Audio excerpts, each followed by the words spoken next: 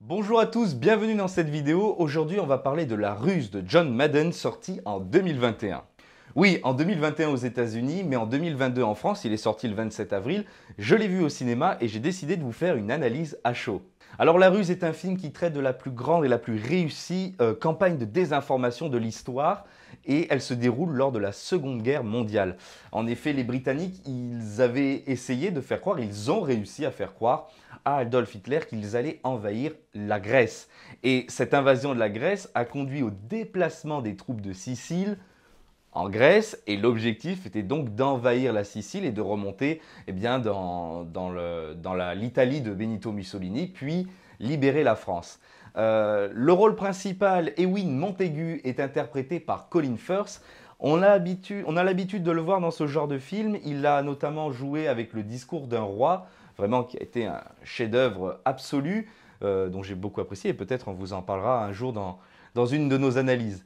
Le film est interprété du coup par Colin Firth, comme je viens de vous le dire, dans le rôle d'Ewen Montagu, par Kelly MacDonald dans le rôle de Jean Leslie et Matthew McFadden dans le rôle de Charles Shodonley. Voilà, je me suis mis quelques petites notes pour bien voir les prénoms anglais.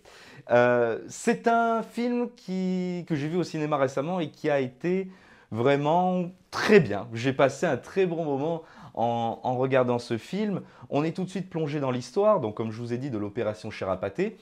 Pour vous donner plus de détails, l'opération Cherapaté, c'est bien sûr la campagne de désinformation, mais c'est aussi faire croire aux Allemands, en larguant un cadavre maquillé, si je puis me permettre, devant les côtes espagnoles, en espérant que les Allemands récupèrent ce cadavre et pensent véritablement que les Anglais vont envahir la Grèce.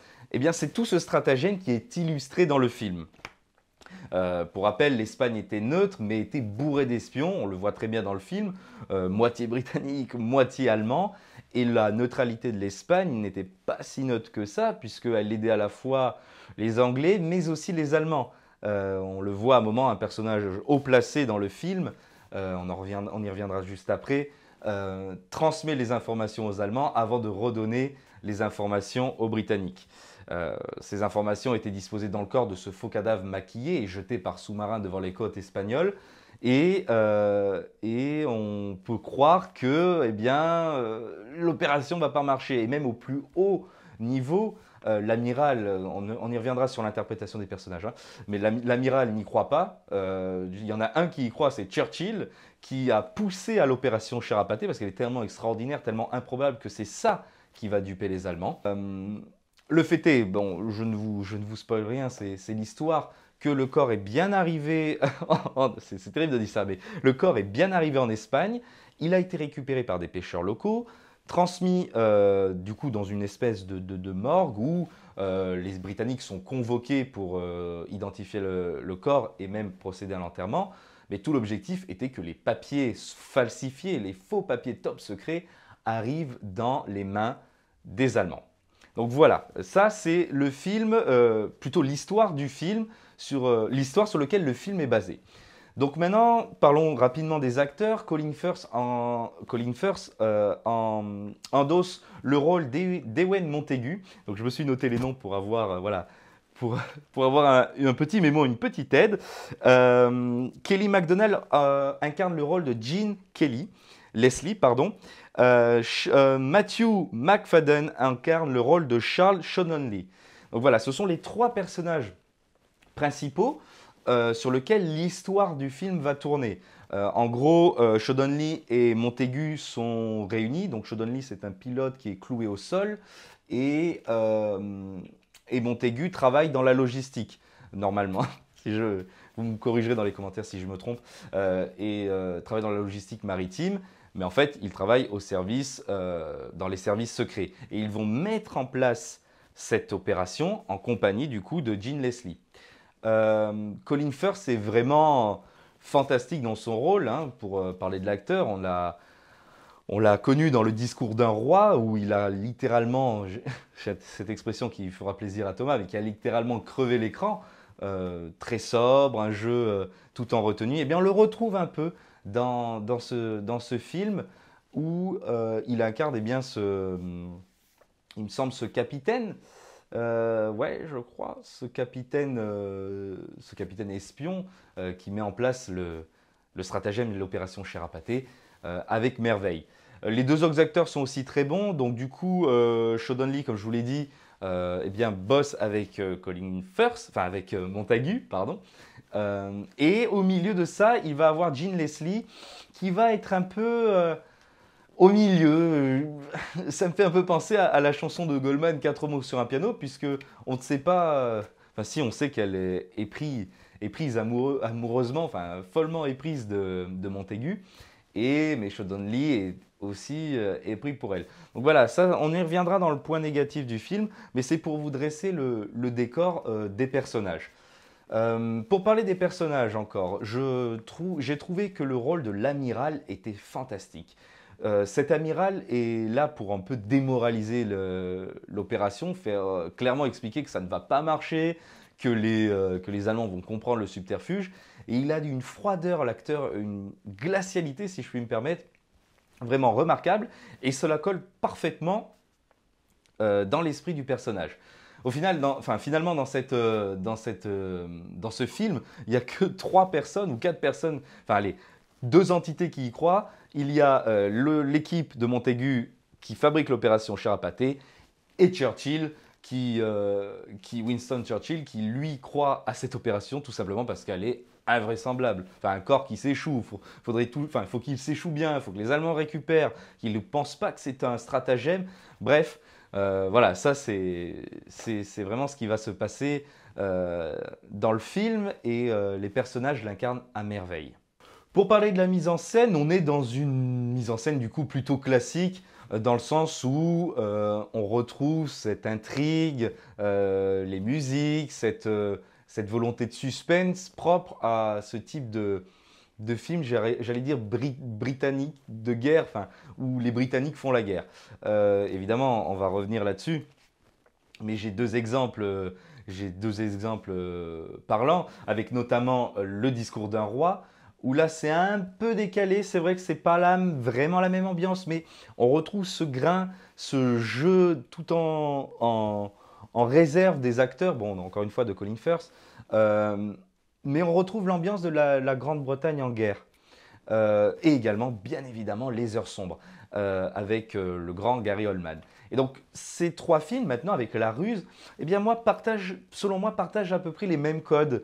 C'est-à-dire ce cinéma très sérieux, mais à la fois très épique et très glorieux de cette Grande-Bretagne qui a résisté face à Hitler et qui en est sorti vainqueur, vainqueur de la Seconde Guerre mondiale. Donc ça, la mise en scène est plutôt, voilà, euh, est très classique dans le genre, mais est remarquablement efficace.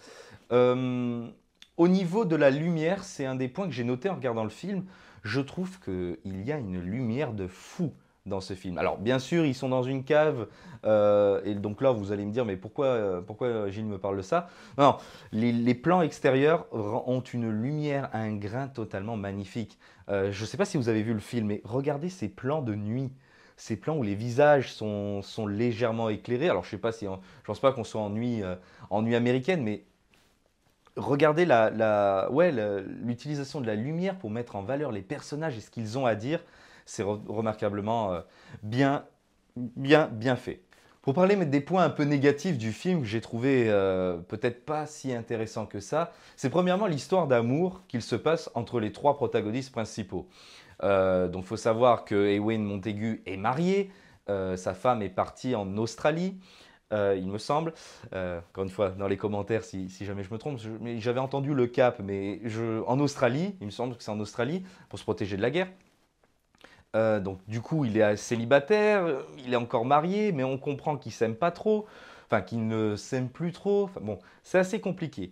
Sheldon Lee est lui sans femme, il vit avec sa mère, son frère est mort dans, je sais plus, je crois qu'il est mort en Asie, donc c'est pas une vie joyeuse. D'ailleurs, parenthèse, c'est très intéressant le rapport que l'amiral met entre Sheldon Lee et Montaigu. Ça montre enfin, vraiment la complexité des services secrets d'enquêter sur le frère potentiellement communiste de Montagu, tout en le croyant totalement innocent. Enfin voilà, ça met un rapport un peu bizarre et on l'apprend dans le film entre les deux personnages. Donc voilà, donc Sean Donnelly vit seul, comme un vieux garçon, si je puis me permettre, et Jean Leslie est veuve. C'est bien ça, Jean Leslie, oui. Jean Leslie est veuve et elle est amoureuse, enfin elle flirte avec un Américain, mais elle tombe amoureuse de Montagu, mais Sean Donnelly est amoureux, bien évidemment, de Leslie. Pour moi, dans un film de guerre, bien sûr, il peut avoir une romance, bien sûr, il peut avoir des allusions à la vie personnelle des personnages, mais c'était pas nécessaire puisque ça ralentissait un peu la progression du film et véritablement le sujet principal qui est l'opération Cherapaté. Donc voilà, j'ai trouvé ça, oui, c'est mignon, mais en même temps, ils sont pas vraiment ensemble, elle se met pas vraiment avec lui, ils s'aiment, ils se le disent pas vraiment, il y a Sean Donnelly qui est toujours tout seul, enfin qui est en retrait de cette histoire d'amour. Il y a la rivalité. Voilà, c'était pas nécessaire dans un film remarquablement bien interprété, bien mis en scène et vraiment bien fait sur le plan historique. Donc ça, c'était mon premier point négatif, une histoire d'amour qui n'apportait rien véritablement au film. Mon deuxième point négatif repose sur un personnage en particulier. Alors vous le mettrez aussi dans les commentaires, je ne sais plus exactement le rôle historique de ce personnage. Pour simplifier, on va dire l'ambassadeur ou le gouverneur, le représentant britannique, je crois que c'est ça, le représentant britannique de l'amirauté en Espagne. Alors lui, pour avoir des informations, ils le disent dans le film, il a des méthodes bien à lui. Bon, ok, très bien. Et on le voit, comment dire ça, on le voit donner du plaisir à une femme pour écouter les informations que s'échangent les Espagnols, il me semble, entre eux concernant la mallette. Et après, on le voit aussi donner du plaisir à un homme pour qu'il donne bien les informations aux Britanniques, aux Allemands, faisant croire que ce représentant de l'amirauté est lui-même au service des Allemands. Voilà, c'est assez complexe, mais ce qu'il faut retenir, c'est que ces scènes, ces pseudo, c'est parce que c'est évoqué, ces pseudo-scènes sexuelles, ces pseudo-scènes sexuelles n'apportent là aussi rien au film. Ils auraient pu beaucoup plus subtilement faire allusion à ces pratiques un peu spéciales pour pouvoir avoir les informations. Voilà, ça j'ai pas compris, mais bon, c'est pas grave, nul film n'est parfait. Globalement, c'était un très bon film, enfin j'ai passé un très bon moment, on ne s'ennuie pas. Il y a quelques points voilà, discordants, mais sinon c'était très bien. Colin Firth au top comme d'habitude, ça faisait plaisir de le voir dans ce jeu réservé. Les autres acteurs, tout le monde joue très bien.